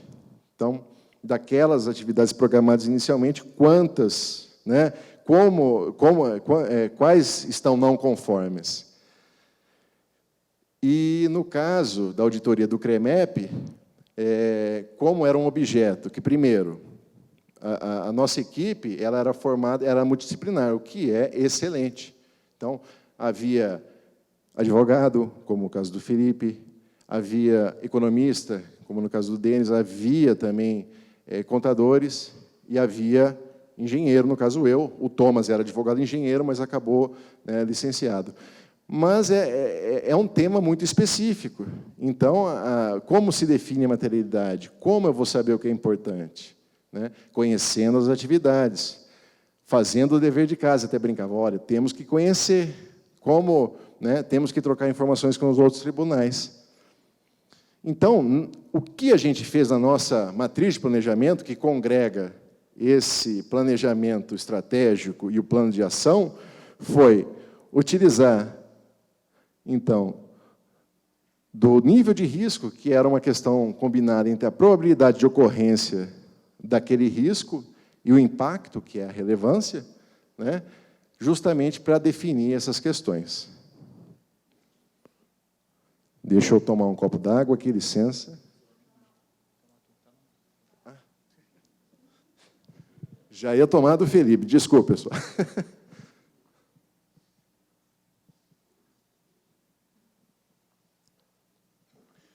Eu esqueci de avisar, mas, por favor, se tiverem perguntas, questões, podem levantar a mão, podem perguntar. Eu gosto de interagir, acho que isso aqui não é não vejo como sendo de minha parte uma aula, é uma conversa, é um diálogo, né? Então, sintam-se à vontade. Não entendi, gostaria de, ou se tiver alguma curiosidade ou dúvida, por favor, só levantar a mão, que daí a gente leva o microfone. E os critérios utilizados. Então, tem uma gama grande de critérios. Então, lei de licitações, né, federal, estadual, editais de licitação, contratos, especificações de serviços, leis orçamentárias. Aqui registro grande importância para a questão da especificação de serviço. Então, o DR, apesar de existir graves problemas de controle interno, ele é um órgão extremamente normatizado. Extremamente. Existem muitas normas no DR, muitas. E essas especificações de serviço, elas trazem exatamente o que a contratada, a empresa contratada, deveria realizar para fazer um serviço adequado. Então, essa foi uma referência muito utilizada. E outra orientação que eu ressalto aqui, sempre ressalto quando eu tenho a oportunidade de conversar com os colegas de outros tribunais, que é a questão das orientações do IBRAOP. O IBRAOP, para quem não sabe, é o Instituto Brasileiro de Auditoria de Obras Públicas. É um critério, é uma referência muito utilizada, válida, pertinente e muito aplicável. Ela é voltada para a prática, para o dia a dia. Então, como eu vou executar uma auditoria de obras rodoviárias? Como eu vou analisar um projeto? Quais critérios? Então, fica esse registro, para quem não conhece. Tenho certeza que para os colegas da área de obras ou outros, com certeza já utilizaram. E a questão aqui do nível de asseguração. Depois eu estava refletindo, acho que em todas as auditorias que eu fiz, eu sempre usei o quê? Do nível de asseguração aqui razoável, né? Então, é aquela que eu vou conseguir expor uma opinião, né, dizendo sobre a conformidade ou não. E, dada a amplitude, a relevância desse tema, desse objeto, né, essa se enquadraria, né, na questão de nível de asseguração razoável. Não seria possível utilizar, ao meu ver, a limitada. Quero registrar aqui também que é um exercício esse de nível de asseguração que não foi feito por nós, né? Embora adotamos os procedimentos, mas o que a norma, a NBASP e a ISAI prevê? Que você deve elaborar um plano de execução definindo claramente o seu nível de asseguração. Então, o que não fizemos foi definir, mas sabemos que foi um nível de asseguração razoável, né? Então, fica o exercício para a gente também no tribunal, né? A reflexão sobre essa padronização. Já estou dando um puxão de orelha em mim mesmo, brincadeira. Procedimentos.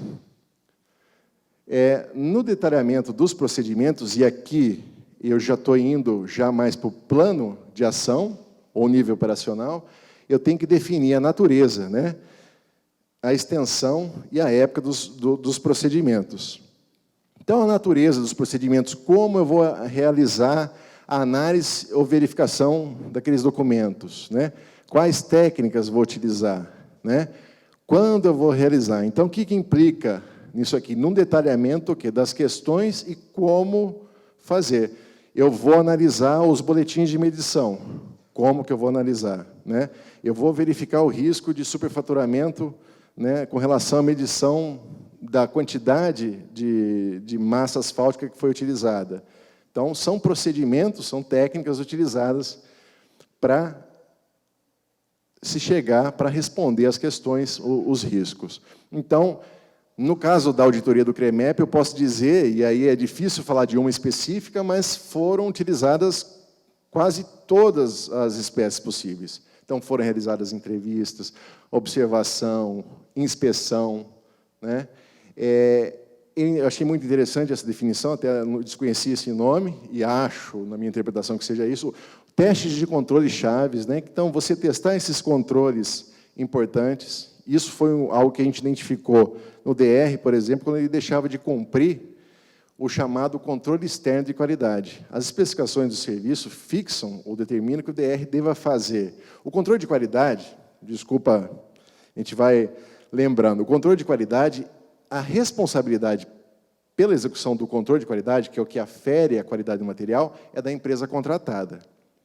Só que a especificação do serviço do DR, e inteligentemente, né, ela fixou que deveria ser feito, no mínimo, 10% desses ensaios o DR deveria fazer. Isso por quê? Porque são ensaios que têm um custo muito baixo, mas de grande relevância. E o DR não estava observando isso. E aí, esses ensaios são, apesar de serem, né, vinculados aí à parte de execução, a gente tem uma ideia que sejam obras civis, e aquela coisa mais, vamos dizer assim, robusta, são ensaios sensíveis.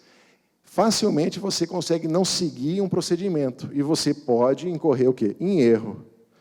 Então, o risco de auditoria aqui, né, baseado nas informações que seriam apresentadas, é elevadíssimo. Então, aqui a gente já começa a entender, claro, fazendo exercício hoje, né, fazendo o exercício hoje.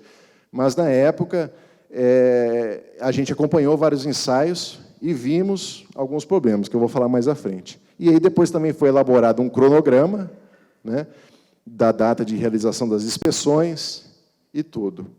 Bom, isso aqui, e chegamos finalmente, né, então, no escopo, né? Então eu termina no escopo, então eu tenho o planejamento estratégico e o plano de ação.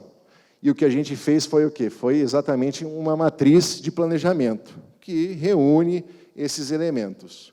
É outro nome que a gente utiliza, mas a função é exatamente a do plano de ação e do planejamento estratégico.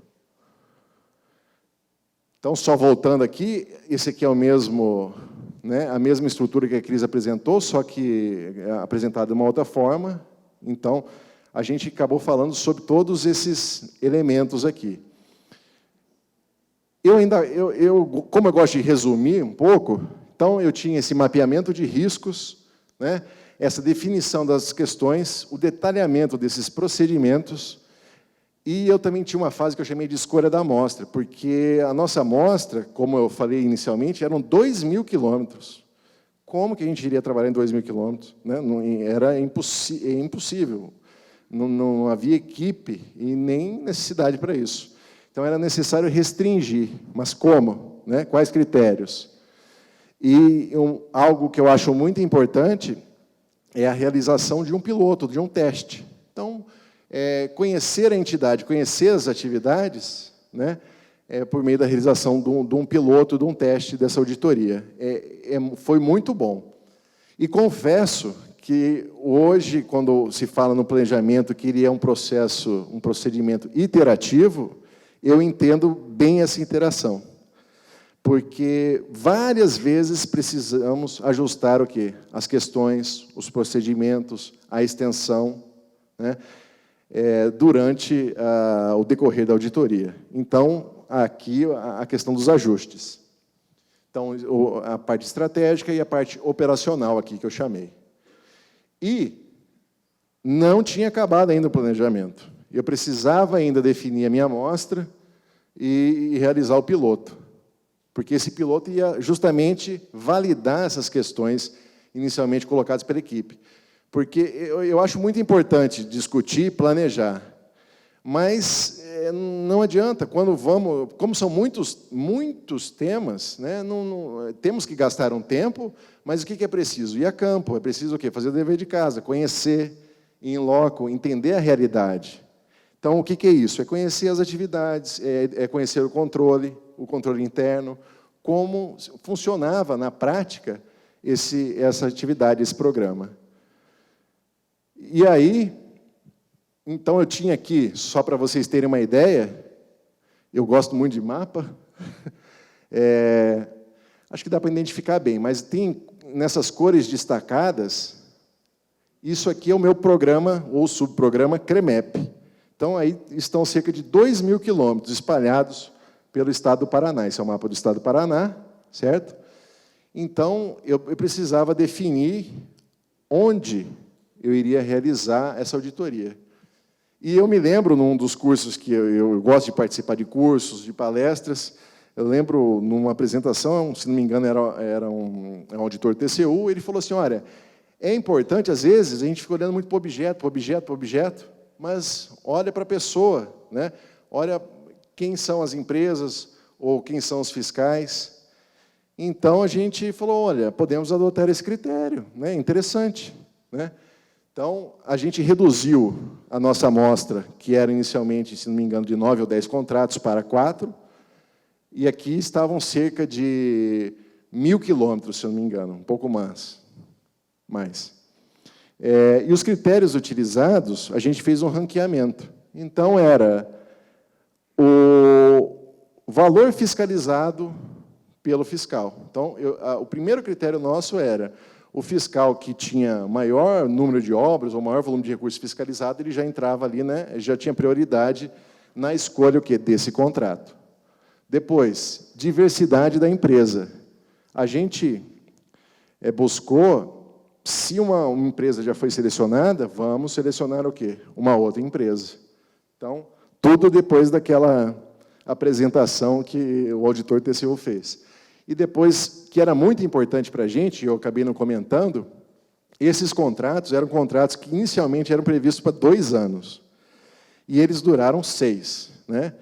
Pelo aditivo, já dava para ver que alguma coisa muito normal não estava acontecendo. Então, era importante para a gente, e para toda a discussão técnica, para o julgamento, né, profissional, entender o quê? A execução do serviço. Uma coisa é olhar a teoria, uma coisa é o planejamento, outra coisa é a prática. Então, era importante o quê? Acompanhar e entender a execução. Como se dava essa execução? Então, para a gente era fundamental, ou era muito importante, ir em contratos que ainda tivessem um saldo relativamente grande de execução, ou os maiores saldos.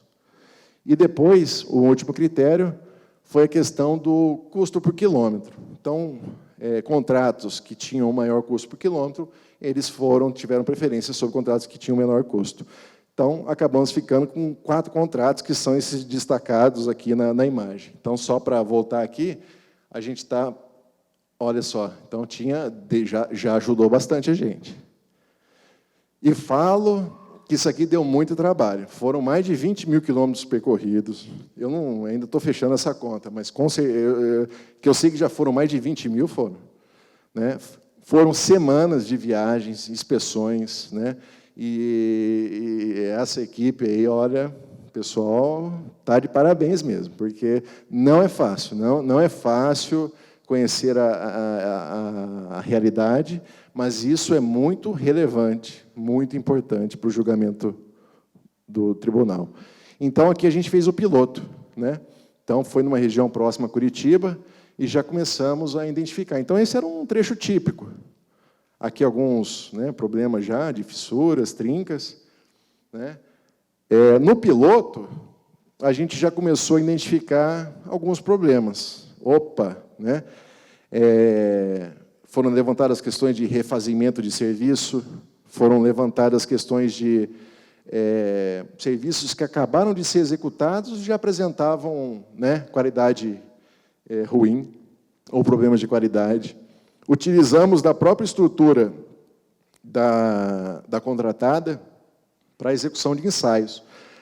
Aqui é um laboratório móvel, a gente solicitou, né, que coletasse uma amostra para ver se o controle tecnológico estava adequado. Então, estava sendo realizado um controle tecnológico. E, como o Felipe falou, né, tiveram vários pontos em que temperatura abaixo da mínima admissível, isso aqui compromete de maneira muito significativa a vida útil do material.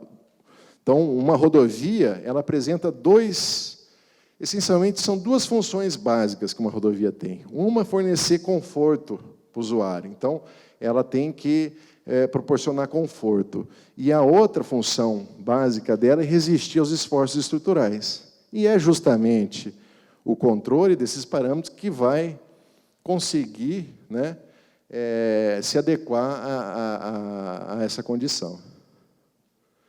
Visitamos as usinas, né? Então, aqui é uma das usinas que visitamos, fomos em...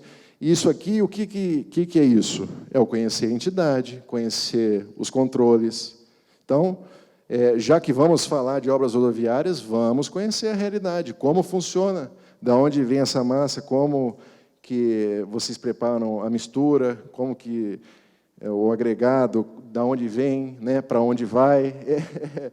Todas essas questões foram feitas. E era importante, não só para mim, né, mas para toda a equipe de auditoria entender desse serviço. E essa auditoria, ela serviu também, tenho certeza, por exemplo, ela foi subsídio para a auditoria, que a inspeção, a questão dos saldos que o Felipe apresentou, ela serve de subsídio, né, essas informações, esse conhecimento adquirido serve de subsídio para outros processos. E não só durante o piloto, foram identificadas falhas, problemas, né? Então, inclusive, na inspeção de outros trechos, né? Então, aqui era um serviço que havia recém sido entregue, e olha só como é que estava. E aí é aquela questão, é admissível isso? É aceitável? Por que ocorre isso? E no campo vinham as mais diversas, né, questões né, a respeito dos problemas no asfalto, no pavimento. E aí, será que eles têm razão? Será que era problema de base, de subbase? Será que era problema do revestimento, da capa? Será que era problema da qualidade do material? Ou será que era um defeito de execução? E aí, fomos identificando. Então, aqui é outro exemplo, né? Trechos, né? E hoje, num cenário, né? E aí esse risco, né, de você estar recebendo, o poder público recebendo um material de baixa qualidade, né? E está pagando pelo preço da qualidade cheia, um serviço que era para durar 10, 12 anos, dura 2, 3, é aceitável isso? É interessante? Né? Então, nesse programa aqui, para se ter uma ideia, a cifra chega perto de 1 bilhão, e isso a preço de 2011. Então, é muito importante isso, é muito importante o quê? A aderência a essas normas. Então, aqui, por exemplo, aqui eram trechos, né, recém-feitos que apresentavam panela, buraco. São problemas que não são aceitáveis do ponto de vista técnico. Não posso aceitar. Isso teria que ser o quê? Reparado. E o que a gente observou? Né? Não existia cumprimento da garantia com o canal, por exemplo. Um serviço desse deveria ser refeito ou não aceito. E as custas, ou, né, quem deveria arcar com isso, seria quem executou. Mas o poder público, o quê? Pagava por um novo remendo. Então, veja o custo, a ineficiência disso. Aqui é um outro trecho também. Então, assim, mas foram, assim, era uma auditoria que a gente, quando chegou e identificou a realidade, a gente se deparou com uma situação, nossa, mas como é possível chegar a esse ponto? Né? É aceitável isso? Como que o Departamento de Estradas e Rodagens do Paraná, né, permitiu, né, chegar nesse ponto? Né? E o DR tem uma história grande, é uma entidade antiga, tem técnicos respeitadíssimos dentro da área técnica. Como? Né? Extremamente normatizado, né? Ausência de controle, são questões... Olha, outro exemplo de um trecho recém-entregue ali, Esse trecho, acho que não tinha poucos meses de que havia sido entregue. Ali a gente já vê problemas ali. Estão começando aqui, mobiliamento de finos, que a gente chama. Isso aqui, logo, logo, ele trinca e depois vira que uma trinca cor de jacaré, né? Só que quem fica com jacaré na mão é a população, né? Então, é complicado isso, muito complicado. Aqui o Felipe mostrou o exemplo da pintura de ligação. Então, e isso, cabe destacar que foi identificado em algumas semanas que viajamos, né? Então, foram exemplos assim de poucos dias de fiscalização, já se conseguia um nível elevado desse de evidências. Aqui, para vocês terem uma ideia, olha só como é que era o procedimento de medição. E isso foi num dos trechos, e isso num teste de observação, né? Quer dizer, toda a equipe de auditoria do Tribunal de Contas estava ali presente, o fiscal presente, a empresa contratada presente. E olha como é que eles fazem a medição.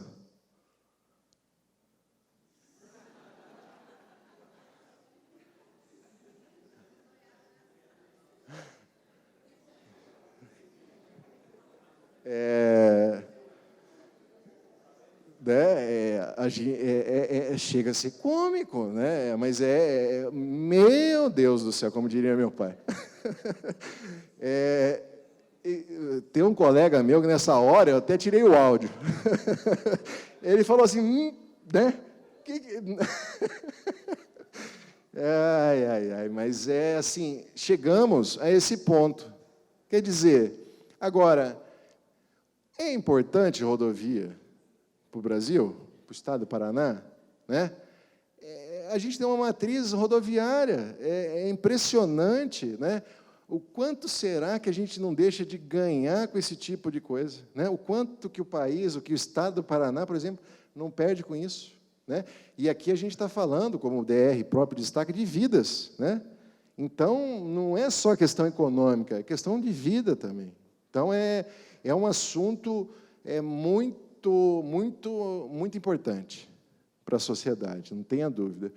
E aí, então, diante disso, a gente precisa do quê? Dos ajustes no planejamento. Então, diante dessas falhas identificadas, desse risco de auditoria, né, que foi aumentado diante do conhecimento das atividades de controle, né, e da possível ocorrência de alguns riscos de fraude, né, por meio, né, desse piloto, de toda a auditoria que fizemos, com a compreensão das atividades, né, a gente entendeu também necessário, e isso foi muito importante para a gente, que a gente elaborou alguns procedimentos padronizados para verificação de serviço. Só que não havia isso no tribunal ainda, então tivemos que elaborar, então a auditoria correndo, né? Então foi muito trabalhoso, mas a padronização foi muito importante para a gente, que é totalmente aderente, né, ao que as NBASPs apresentam. Então, aumentou esse risco de auditoria, né? Tivemos que aumentar, e aí propusemos, e havia no tribunal nessa época também uma licitação para a contratação de um laboratório para análise da qualidade do pavimento, que a gente chama do controle tecnológico.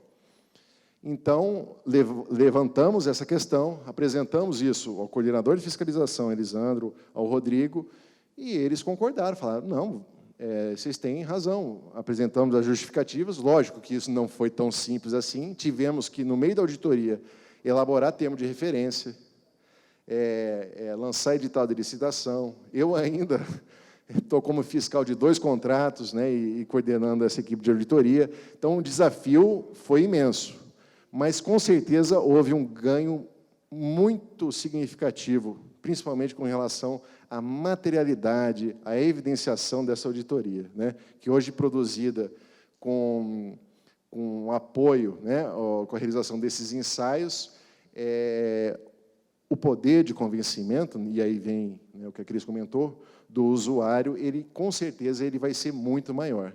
E é o que outros tribunais, e aqui o Tribunal de Contas do Estado de Goiás já foi pioneiro, iniciou, o TCDF faz também, então é importante, é uma atividade muito importante, cansativa, mas é prazerosa, é muito bom fazer essa auditoria.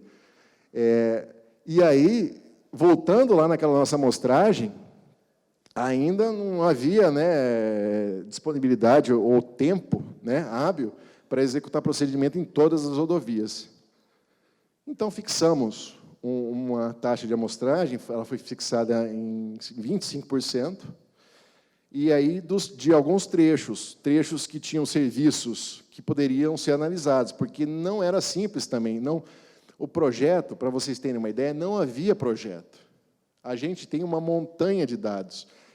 Cada contrato desse tem 76 medições. Cada medição tem 8 trechos, 14 trechos. E, às vezes, dentro de cada trecho, eu ainda tenho várias tabelas. Então, é um outro dever nosso aí, e é muito importante para o auditor, para o analista de controle externo, técnico, analisar o quê? Essa massa de dados, né? Como analisar, como trabalhar com essa massa de dados, essas informações. Isso é algo que consumiu muito tempo e consome, né, porque ainda estamos finalizando as comunicações de regularidade, que assim são chamadas as representações no Tribunal de Contas do Paraná. Então, a gente reduziu e foram amostrados cerca de 400 quilômetros de rodovias, então foram ensaiados. Então, aqui, a gente contratou uma empresa para a realização, né, de extração de corpo de prova e de placas. O tempo está quase estourando, vou quase terminando. Então, foram cerca de 400 quilômetros, eu tenho 450 corpos de provas extraídos, na verdade, foi um pouco mais. Mais de 2.000 entre análises e ensaios realizados. Outro dia, a gente foi organizar as fotos e falou, eita, tinham mais de 10.000. E aí, aqui, é bom destacar o seguinte, que a gente não incorreu no mesmo erro que o DR incorreu. Porque e isso até o Felipe, o Denis, logo que eles chegaram, eles acompanharam também a execução desses ensaios, falaram, olha, não podemos deixar de acompanhar a realização desses ensaios. Por quê? Porque é algo que, se você não seguir um procedimento, é muito fácil de você mascarar o resultado, intencionalmente ou não. Então, a gente acompanhou 100% dos ensaios, 100%, desde a extração até a realização dos ensaios. Então, a gente morou, né, no laboratório, não é, Felipe? E para nossa felicidade, o laboratório não ficava em Curitiba, o tribunal fica em Curitiba, né? Ficava em Cascavel.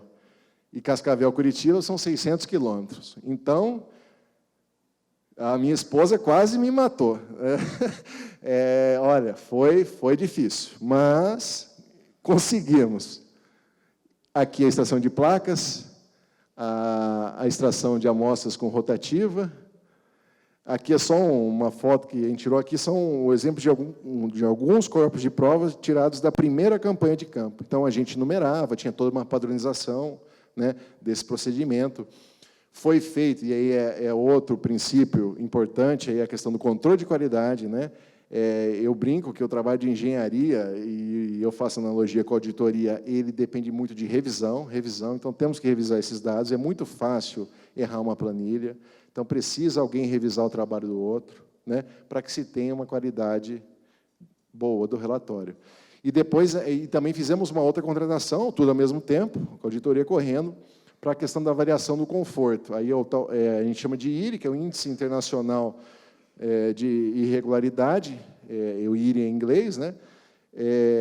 O termo vem do inglês, e a TR, que é o afundamento de trilho de roda. Isso vai medir o quê? Justamente aquele parâmetro que é o conforto. Será que essa rodovia está muito ondulada? Então, a especificação de serviço DR ela define critérios para aceitação desse parâmetro. Além disso aí, fizemos análise da estrutura do pavimento, que é o ensaio que a gente chama do FWD, que basicamente é um aparelho que ele cai ele tem um peso, né, apropriado e cai de uma certa altura e ele vai medir o quê? A que a gente chama de deflexão, que seria a deformação do pavimento.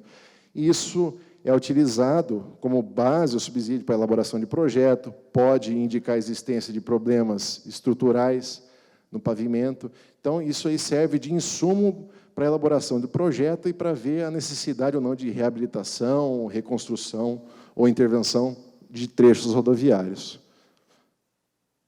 E como algumas... Essas são algumas, são muitos achados, o Felipe sabe disso, né?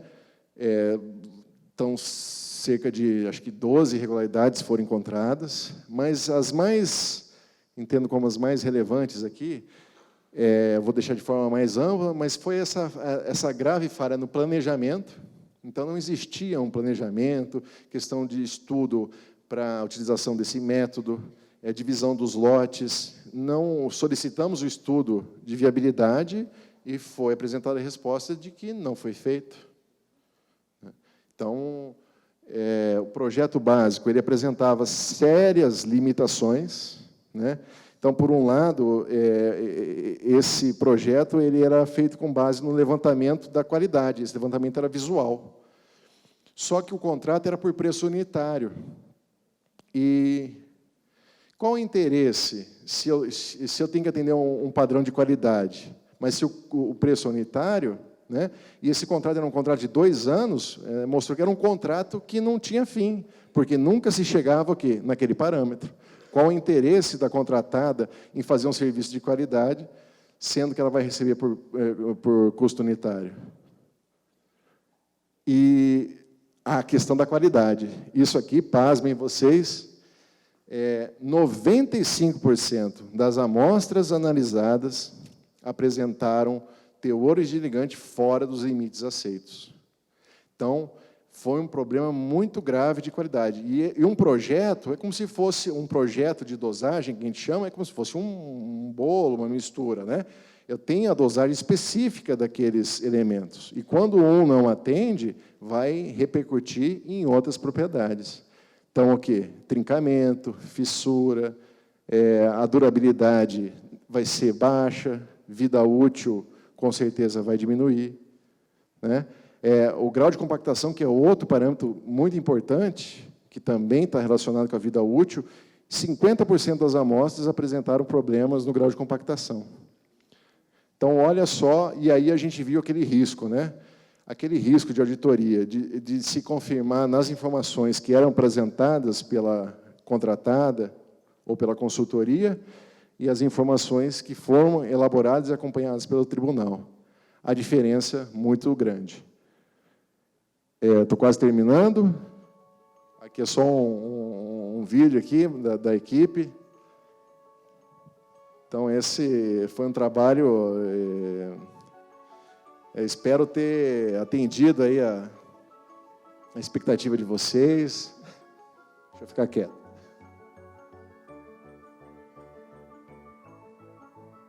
Então, aqui é medindo o fundamento de trilha de roda. O Felipe estava medindo aqui a questão da largura da rodovia, né, fazendo a extração, o corpo de prova.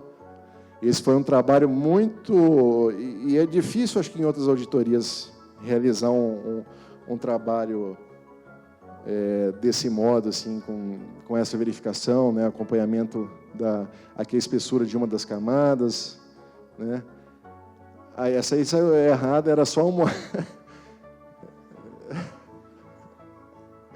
Aqui é no laboratório, a gente acompanhando as atividades, né? Aqui fazendo a granometria. Então, é isso. Eu agradeço a todos pela atenção, pelo tempo que vocês... né? Fica aqui meu muito obrigado e espero ter contribuído de alguma forma ou outra aí para as auditorias, para o debate aí técnico. Muito obrigado. Eu convido os conselheiros Vasco e Francisco, do TCM de Goiás, para que façam a entrega de uma lembrança aqui aos nossos palestrantes.